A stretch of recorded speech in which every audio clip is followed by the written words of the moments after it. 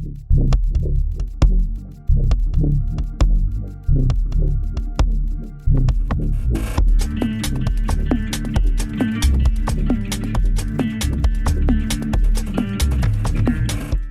to the Syria Spectrum, bringing you policy through perspectives. I'm your host, Sami Akil. Since the fall of the Assad regime, Syria has been conducting what amounts to a complete foreign policy reset. Alliances have been severed, diplomatic channels reopened, and the country's position in the regional international order has shifted faster than almost anyone had anticipated. For over a decade, Syria's foreign relations were defined by dependency. Damascus relied on Moscow for military cover, Tehran for financing and manpower, and a narrow set of relationships to survive international isolation. Embassies closed, ambassadors defected or were expelled, Syria was suspended from the Arab League, sanctioned by the United States and the European Union, and virtually locked off from the international financial system. Since the start of the political transition, that landscape has changed substantially. The Iran and Russia files have effectively been closed, foreign ministers have been arriving in Damascus, new diplomatic appointments have been made across major capitals, and at the center of this re-engagement stands the foreign ministry that has been rebuilt in its leadership, personnel, and stated doctrine. Assad al-Shaybani was appointed as Syria's foreign minister on the 21st of December 2024, 2 weeks after the fall of the Assad regime. A graduate of Damascus University in English literature, he later completed a master's degree and a PhD in political science and international relations in Istanbul. He came to the role not as a career diplomat, but as a trusted political operative. He had led the Department of Political Affairs within the Syrian Salvation Government in Idlib and built extensive working relationships with UN agencies and international organizations active in northwest Syria. Since his appointment, Shaybani has become the public face of Syria's diplomatic re-emergence, reopening the Syrian embassy in London, traveling to Moscow as the first Syrian official to visit Russia since the fall of the Assad regime, and becoming the first Syrian official to visit the United States in almost 25 years. The ministry itself has also been substantially restructured. New institutional positions have been created, including a General Secretariat for Political Affairs and dedicated legal advisory roles covering the chemical weapons file, sanctions relief, and transitional justice. Assad-era ambassadors and career diplomats have been progressively replaced or phased out, and Syria currently operates at least 54 diplomatic and consular missions abroad, though many posts remain staffed at the charge d'affaires level pending full ambassadorial appointments. The stated doctrine is one of strategic pragmatism, balancing great power competition, deeper Arab engagement, and an active pursuit of Syria's rehabilitation within the international system. 3 tracks have defined Syria's international engagement since the transition. The first is Arab and regional normalization. Gulf states moved quickly. Saudi Arabia, Qatar, and the UAE re-engaged with intent, driven by commercial interest and a desire to shape the political settlement early. Jordan reopened its borders. Iraq maintained active, if cautious, contact, and the Arab League welcomed the new government. This track has advanced faster than any other. The second track is Western engagement and the dismantling of the sanctions architecture. What began as cautious, conditional easing has moved faster than most analysts have expected. The United States terminated its comprehensive Syria sanctions program in July 2025, and Congress fully repealed its Caesar Act in December 2025. For its part, the EU lifted all economic sanctions in May 2025. The UK followed with progressive delisting. However, the key remaining obstacle is Syria's designation as a state sponsor of terrorism, SST for short, a label it had carried since 1979. That designation still restricts access to US foreign assistance, arms sales, and export controls, and effectively prevents Syria from using its account in the Federal Reserve for commercial purposes. Damascus views the removal of the SST list as the final gateway for full financial normalization and large-scale investment. Third and final track is Turkey and the regional architecture. Ankara has emerged as Syria's most influential external partner since the transition, but the relationship is not without friction. The Kurdish question, particularly the political and security status in the northeast, remains a persistent fault line, with implications for Syria's internal settlement and its ability to assert genuine foreign policy independence. Taken together, these 3 tracks represent the most active Syrian foreign policy engagement in almost over a decade. Alongside them sits a foreign ministry that is still finding its footing, navigating the gap between diplomatic ambition and institutional capacity. That tension is at the heart of today's conversation. Joining me today is Daniel Barraj, a former Syrian diplomat who recently has been reinstated in the Syrian Foreign Ministry. Danny is also a senior fellow at the Omran Center for Strategic Studies, one of the leading independent Syrian policy research institutes. Danny brings a wealth of experience inside Syria's diplomatic corps, alongside deep analytical expertise in the country's foreign policy trajectory. Danny, welcome to the Syria Spectrum. It's a pleasure to have you with us. Pleasure is mine, Sami. Thank you. Yes, we've been reinstated, but I haven't been assigned any task within the foreign ministry yet. I still hold the title as a senior fellow at Omran, but it would be my pleasure, and I'm looking forward to a very fruitful and nice discussion with you. Of course, this is great, and I'm sure we'll be touching upon this further down the episode. So, Danny, let's have a quick look at the big picture. Since the start of the political transition, Syria has moved to sever ties with some partners, deepen ties with others, and engage with actors who it previously had no meaningful relationship with under Assad. In short, how would you characterize Syria's overall foreign policy posture today, and to what extent does it reflect some sort of coherent strategy? Thank you for that question, Sami. It was important since the beginning, and it was clear that the interim government, the guys who drove the liberation uh, operation into Damascus and who took power, were very keen to open all the channels with not only the region, but also with the international community. This was also coincided by a desire and a will from the international community to open and check where is Syria going? Who are these new people? Especially with their background that has raised a lot of questions.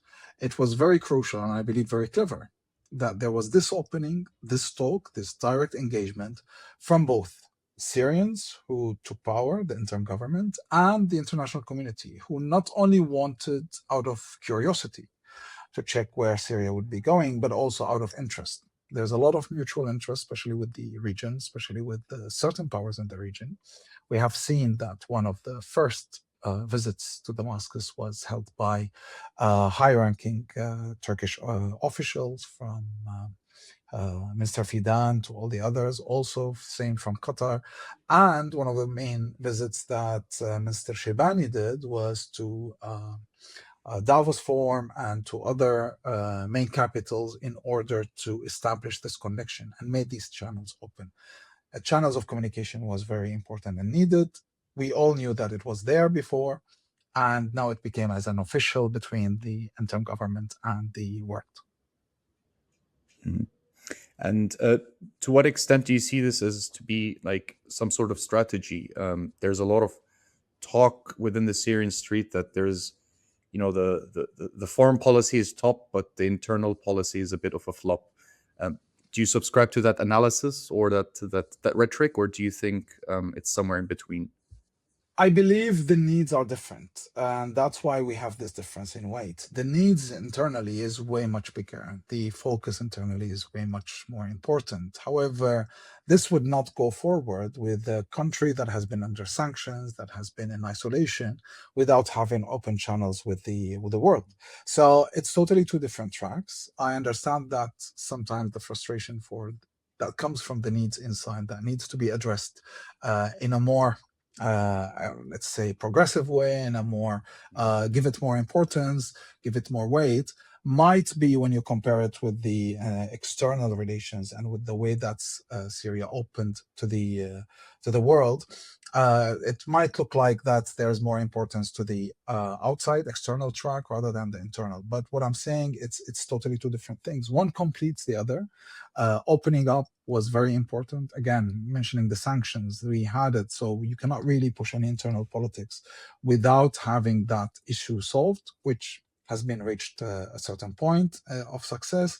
However, their way is still ahead to actually remove all the sanctions, let's say traces and negative implications on the economy and on the internal situation. So it's totally different. I don't see there is a connection, but I don't see that one is more important than the other. I see that each has different needs and different way of tackling issues. Also time. Yes, it might look like it was more successful externally, but That was because also the world was ready. Everybody needed to have these channels to talk. So we see that there's a progress there. However, the situation inside Syria is way more complicated on all levels of policies. So that would take more time. Hmm. And I guess one important track that I would like to focus on is maybe the Arab track, which, obviously before the fall of the Assad regime, there was an ongoing normalization process. And after the toppling of Assad, um, you know, Arab capitals have basically, with the exclusion of maybe one or two capitals that are a bit hesitant, have opened, a wide scale normalization process with Damascus and the current transitional government. But beyond optics of normalization, what has this track actually delivered for Damascus so far, and what do you think are some of the gaps that Syria expects to be filled, and and what are Arab partners prepared to offer at the current moment? I mean, for me, it was a genuine. Or now we see it and we look back, and even the moves or and the steps toward normalization with Assad has, with the change that happened, it kind of reflects a genuine interest from the Arab capitals to actually have this open and help Syria to stand again, regardless of the government. Of course, there was a relief that they got rid of Assad because everybody, especially after the Arab Initiative, realized that he was not serious whatsoever in taking any serious steps towards reform or solving the conflict within Syria. So partnering with the new government that arrived and directly engaged in communication with the Arab capitals has also reflected the interest from both sides. So at the moment, there would be a lot of obstacles, if so to speak, that is more technical rather than a will. So what we can see clearly, there is a will, there is an engagement, there's an opening talk, even the current government is keen to have channels with every single government, even with these governments that still hesitant or have skeptics about whether the background or the policies that is now adopted by the interim government. However, what I believe that part of the external success has actually been established within the Arab family, within the Arabic capitals, within through the support of Qatar and Saudi Arabia mainly, to even make Syria reach all that forums, opens, channels, mediation that took place, the help that came on the sanctions wouldn't have been as easy, and I wouldn't call it easy, but as, let's say, smooth without the Arab support. So that is essential. I do see that there might not be still a clear strategy about external relations or regional relations, but for sure, regardless of how it would go, the Arabic relations, pan-Arab relation, is a cornerstone of the policy adopted by the Minister of Foreign Affairs. Hmm. And when we're discussing, the Arab normalization track and Damascus's relationship with regional capitals, generally you can see that it is partially out of necessity to engage with the current Syrian government. I think this is one argument a lot of analysts make. But what do you think are some of the main breaking points that are needed to be addressed as quickly as possible to ensure that regional capitals continue to support the transition in Syria in a meaningful manner? What do you think are some of Uh, the I do, challenges? I agree. There are definitely challenges. I mean, nothing internally or externally, regionally or internationally, that doesn't have a challenge. You have policies that might contradict or even aims or objectives. But what I see is a genuine will and a genuine push. What is needed is that we can keep this communication now open. We can tackle each challenge by itself. There might be stuff that is linked to how we're building our government internally. There might be a lot of changes that is needed, for example, to engage with international economic institutions. There might be certain laws that needs to be installed within Syria, so even more aid or more help or more investments come in. The will is there. uh, it's still very early, perhaps, to judge how successful it was, or is it a failure. But a year after the liberation of Damascus and the fall of the ex-regime, we can see that this is still there. Communication with countries that might have skepticism or not exactly at its best is still going. We've seen several visits to the interim president and the interim foreign minister to capital that might have been designated or even categorized as not very friendly. and it's working forward. So yes, the challenge is there. We still need to, it's our homework to do a lot that would facilitate and push forward such relations. However, also we can still see that the will from these capitals, from the Arabic capitals, mainly, is to engage further with Syria, is to make Syria uh, like come back again to where it used to be and have the full engagement. That also comes not only from interest, but also it is very important for the stability of the region. We have seen how much the region faced a lot of conflicts, whether it's cross-border or internal. So the Middle East is not the best place to be if you want to make sure that there is stability, and there is a clear interest, especially from the Gulf states, that stability is there. So now it's have been broadened even more with other neighbors, with regional players that needs Syria to be stable, that needs Syria to be safe, and needs Syria to be back where it used to be. So again, this is genuine, and it's going both ways. Great stuff. So obviously we touched upon the issue of stability in Syria and the file of sanctions. So obviously the largest part of the economic sanctions package, so to speak, on Syria has been removed following the repealing of the Caesar Act in December 2025. The EU has also lifted all economic sanctions in May 2025. Yet Syria still remains a designated state sponsor of terrorism, a designation that it held since 1979. Syrian officials describe this as the last remaining hurdle for full-fledged reinvestment in Syria. How do you think is Damascus approaching this file, and what does Washington need to do, to act upon it? And if it is resolved, will we see, the bottleneck being resolved and large-scale investments pouring into Syria? Let's differentiate between two things. Investments coming, it's not only linked to that. Yes, that's still there. That needs more technical approach. It's not political, because at least DC, Washington, has showed the will to lift the sanctions. Trump himself promised and put forward that sanctions should not be there. But of course, to address this particular issues needs certain technical steps from Damascus, and that would take time. And here we might come to the capability, who's ready to tackle this, how it is best to be put. I know that steps has been taken. I don't know exactly the details, but the dialogue, at least with Washington at this moment, is to try to finish this particular designation of start sponsoring terrorism. That does affect negatively, less economically, it's more political. It might be linked to certain aspects of political cooperation, but not fully economic. Now, when it comes to the investments, that's our job. That's exactly where the weight and the challenge is for now. Syria's investment laws is pretty much like backwarded. It's not up to the standards. I'm not sure if we have enough capacity to deal with it quickly enough to move all the obstacles to comply with all the international standards when it comes to investment, to money laundering, to banking system. So here it's an internal challenge, and it is big. It's not a small thing to be dealt with, neither quickly nor with what we have or what I have seen till now from the government. So I believe more effort should be put in this place, more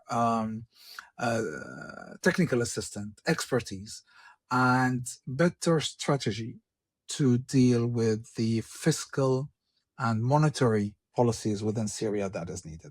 Before that, not only like even small investments might be hesitant to come in and invest. The moment we deal with this, the moment we have a good KYC system, that we have a good anti-money laundering and anti-funding terrorism laws, regulations, rules, things will definitely be faster. So we have two different things. The designation partially linked, but it's not the whole problem. The problem is unfortunately internal within the regulations and rules that we have now. Great. So I think sanctions aside, I think there's one more, partnership that Damascus has been carefully balancing, in my opinion, and that is of Ankara. Ankara has more leverage, arguably more leverage over Syria's transition than perhaps any other external actor, militarily, economically, and politically. Yet the relationship has had some tensions since the start of the transition. How would you assess the Syrian government's efforts in managing this relationship with Turkey, and what does Damascus need to do for Turkish support to continue in a genuine way without impeding Syria's sovereignty? I do see that Turkey at this moment, not only a supporter, but also have enough, let's say, experience in dealing with the situation in the Middle East in general, in the region, and in Syria in particular, not to put any pressure that would be reflected or seen by all the other regional players and international players as it is imposing. I do believe also that what we've seen from Turkey till this very moment is not the way that someone who would like to have a control or hegemony over Syria would do. We have seen other countries. We have seen how Iran dealt with Syria during Assad time. So that's definitely not what Turkey wants, and that's definitely not how Turkey is dealing with it. So Ankara is approaching Syria in a very good way, keeping, as I've seen till now, enough space for the government not to have, like, it's not a kind of a relation where you say, okay, if you're friend with me, you cannot be friend with the others. It's exactly the opposite. It is the place where you see that good relations for Syria with other countries, mainly the regional powers, the other regional powers, the other regional supporters, the other regional allies, would actually feed in a good relation with Turkey. They have shown and they've presented, and it's there. We can see a lot of technical support, especially on the level of military and security.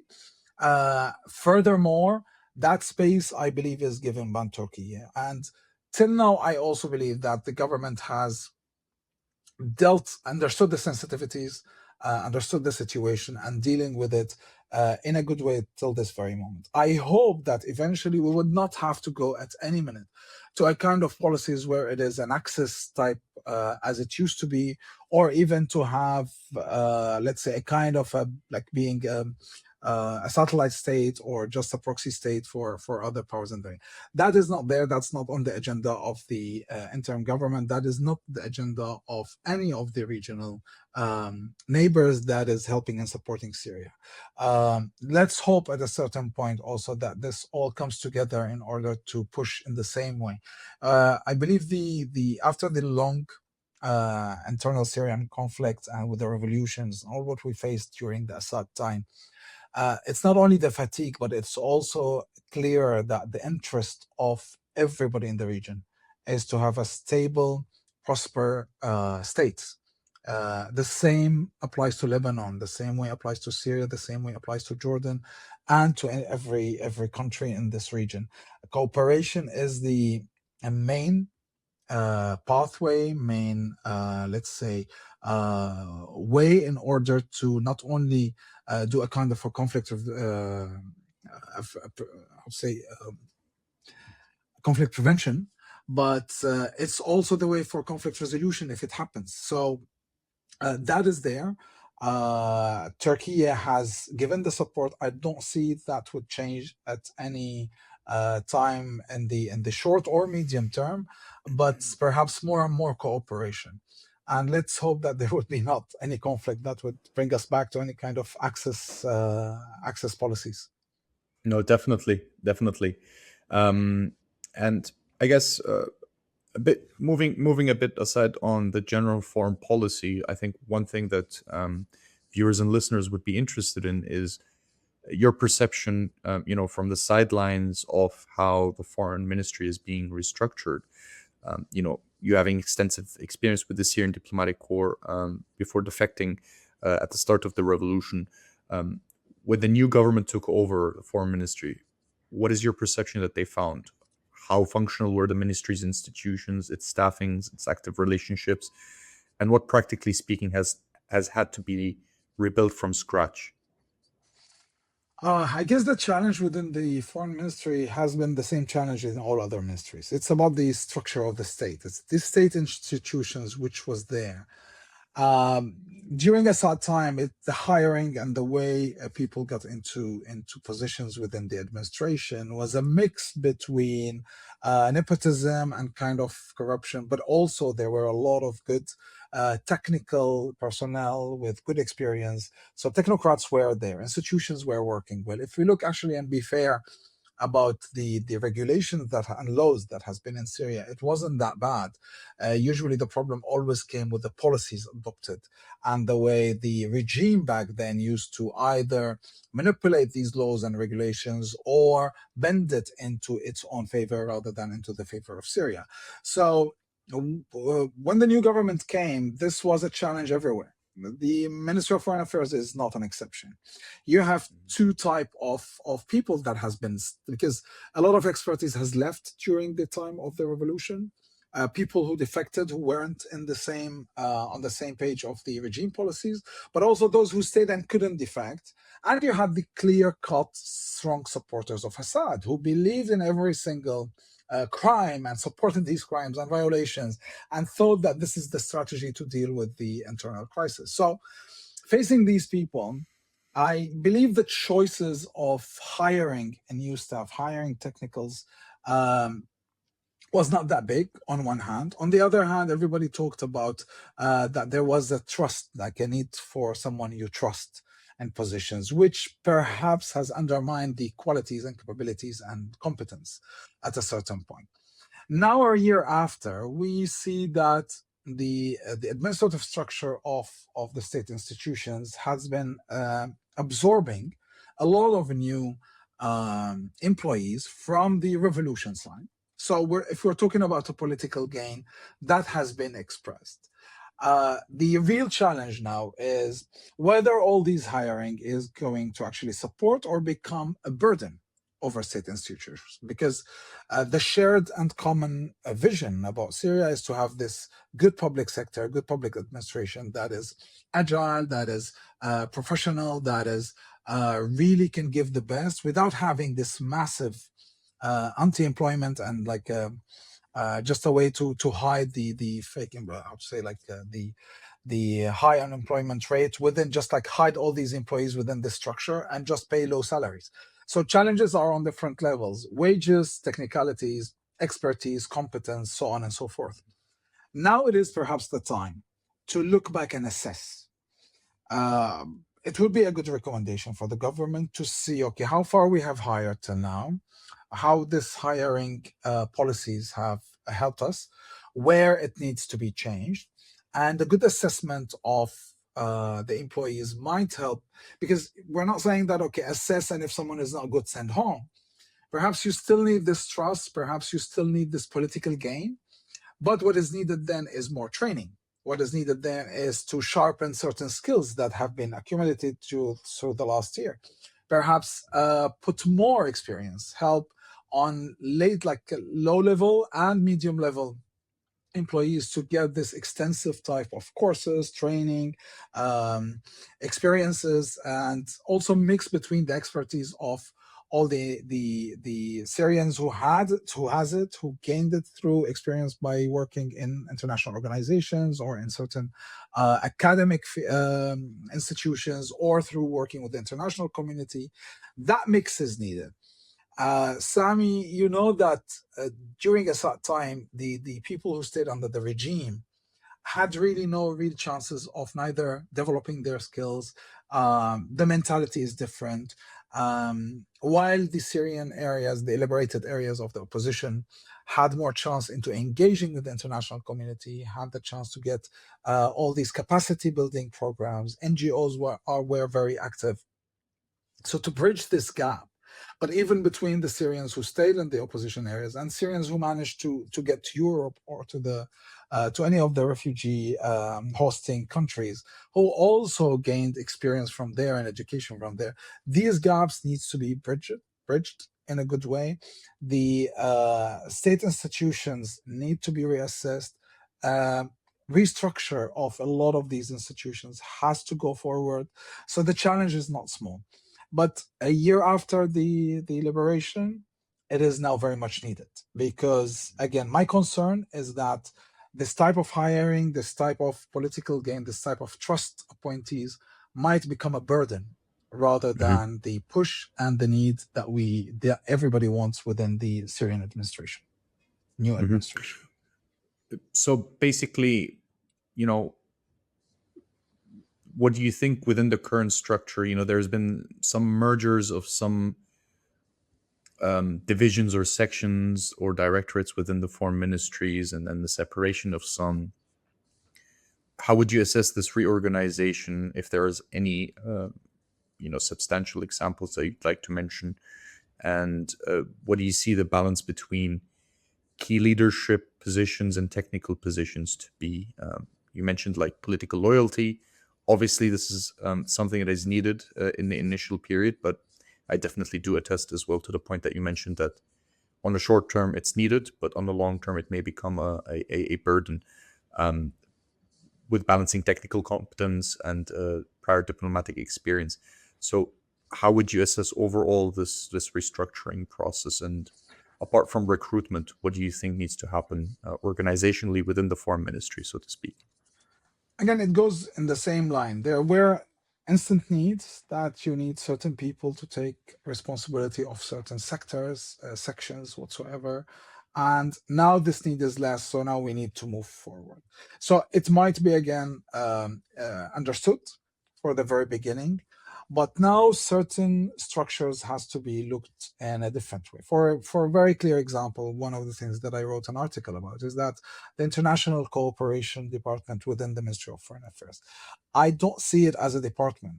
It is it's so much undermining of the function itself, not because it couldn't be run by the same minister or it needs a different supervision, but in nature of function, it needs to be cross ministries and governorates.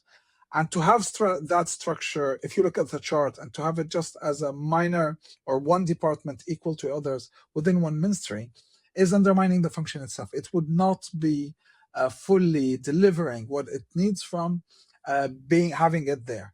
It has to be upgraded somewhere. It might be changed into a ministry by itself, like Egypt, or it might be come back to the way it used to be during the regime time, where it is a state planning commission that goes across all the ministries and works in interaction with it.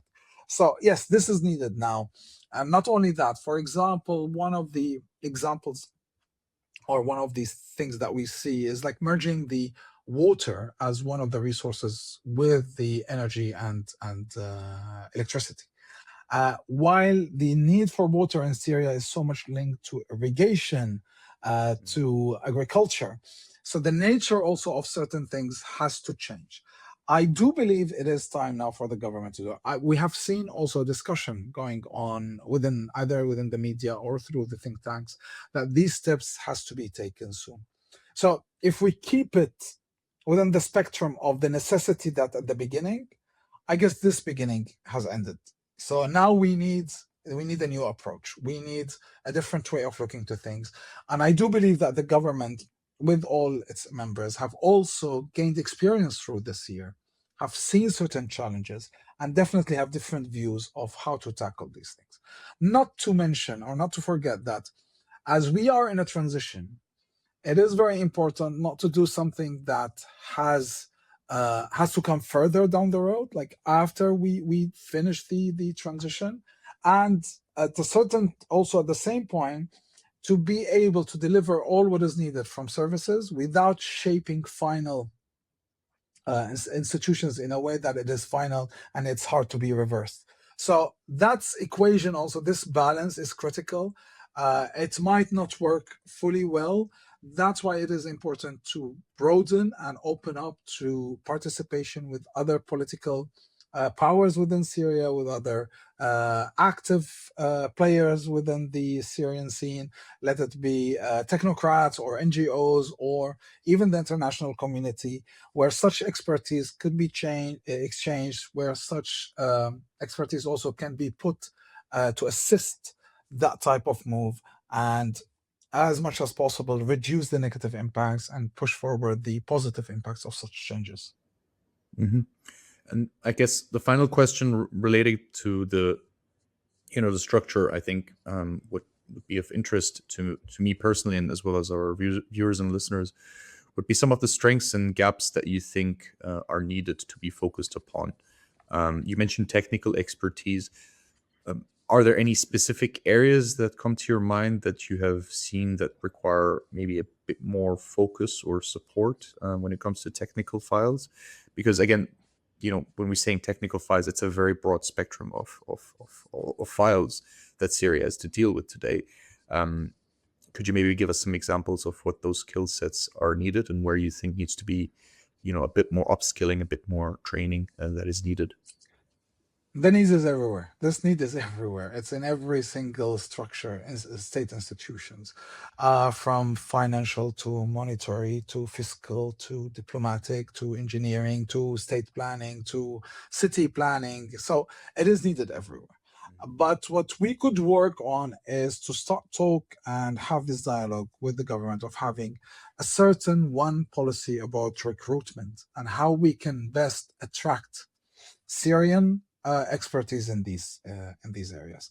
One of the examples that have been discussed thoroughly, and we can also see it in other countries, like institutions, is something that is called it is something like a central HR for the whole state. And if we look at Lebanon, they have something called the Civil Service Council, Majlis al-Khidmah al-Madaniyah. It is the main recruitment body. It is independent from the government, so it has its way of keeping the recruitment policies on the basis of competence, experience, and so on and so forth. So this is something perhaps that could be put at this moment, which also would allow the government not to be under direct pressure, saying, you're picking and choosing, you're not really using competence as the main actor of hiring or firing. So something like this might be helpful in order to have this entity. But this also might be part of the dialogue on constitution, on the final shape of the political system. So it is needed everywhere. Perhaps what we need is a broader spectrum of discussion, of participation, of inclusivity when it comes to certain policies, especially the policies that is linked directly to the day-to-day living of people. I mean, if you look at the Syrian people, poverty is everywhere. We can see it as expats coming. We might not feel it, but it is there. The outcry about the raise of electricity bills has came from people who lived in Syria and who can clearly not afford to pay such prices, although it is in the same rank of international electricity prices. So what we need here is to widen inclusivity when it comes to such decisions.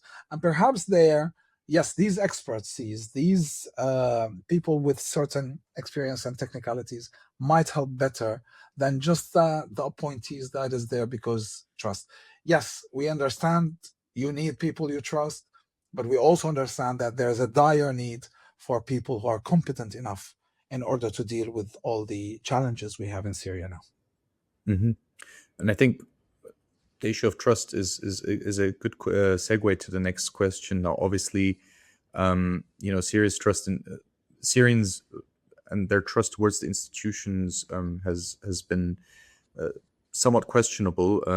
The same applies to the Syrian Foreign Ministry. And one reason of that is that the Foreign Ministry, since the fall of the Assad regime, has become somewhat of an omnipresent ministry, and that has carved out somewhat of an oversized role within the transitional government, one that goes beyond its traditional diplomatic functions.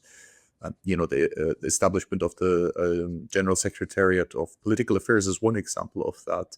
How do you read this dynamic, and what impact could it have on the Syrian transition if we see that the Foreign Ministry is playing more and more of an important and leading role within Syria's internal politics?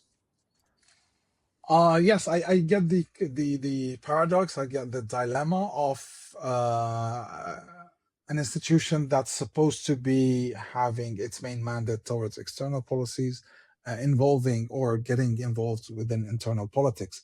But again, it is if we just assess it according to the need of the change at the beginning, it's pretty much understood, perhaps not excused, but understood. That's at least the vision that came with the interim government and its own policies that is adopted according to their own experience. But now it might be that the time to change these has arrived.